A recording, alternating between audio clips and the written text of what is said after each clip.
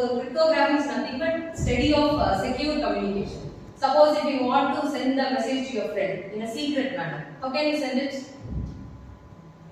If you want to send a message to your friend in a secret manner, you cannot directly reveal the content, right, to the third party persons. So the original message we call it as a plain text, right? If you are converting it into another unreadable format, that we call it as a ciphertext. So these are the basic terminologies that we are dealing with the cryptography, and here the cipher is nothing but the algorithm that we are using to convert our plain text into a ciphertext, right? So and then the key information. For example, I have taken in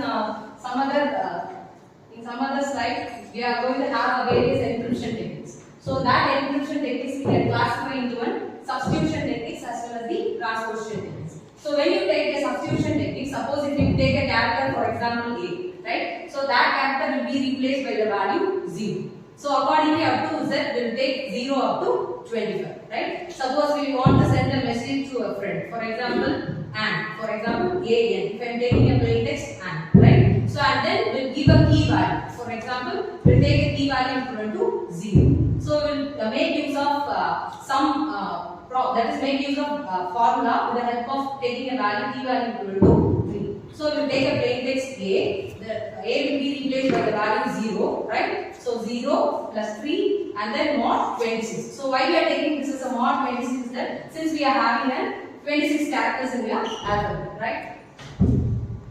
So again we can classify the cryptography into two different types, that is asymmetric cryptography and then symmetric cryptography. So the word itself implies that when you say about an asymmetric, we are going to have two different keys. So if a sender wants to send an information to a receiver in an encrypted format, we'll make use of the public keys, right? So suppose in the receiver side, so the encrypted text will be again converted into an original text with the help of a private key. So for both encryption and decryption, we are going to use two different keys, that is public key and a private key. So that's the term asymmetric cryptography, right? So and then when you take asymmetric cryptography, so the same key will be used for both encryption as well as decryption. Listen over here, so we will be taking the same key, that is a public key for both encryption and as well as a decryption, right? So and then coming on to substitution techniques. So here each and every character can be replaced by either some other characters, or it may be a number, or it may be a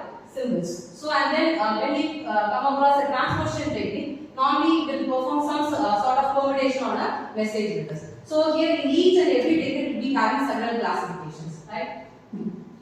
So for example, I have taken these are the few techniques that come under a substitution techniques, that is Caesar cipher, monoalphabetic, Playfair cipher and then polyalphabetic cipher. So now we will see about the first, and then these are the list of some of the examples of transposition techniques, that is Rayfield's single columnar transposition technique and then double columnar transposition technique. Okay, so here in this slide I have not included any examples for this. So as I said previously, that is when you take substitution techniques. So if you want to send a message, for example, H, okay. So starting from the value 0, what is the value for H? If A takes the value 0, what is the value for H?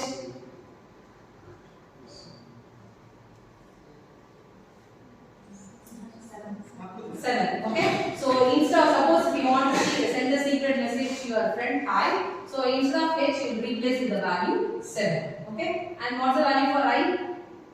8. So directly we can send 7 and 8. If some intruders comes and interrupts the message, they are not able to reveal those information that is actually sent by the sender. But the key value is interpreted by both the sender as well as the receiver.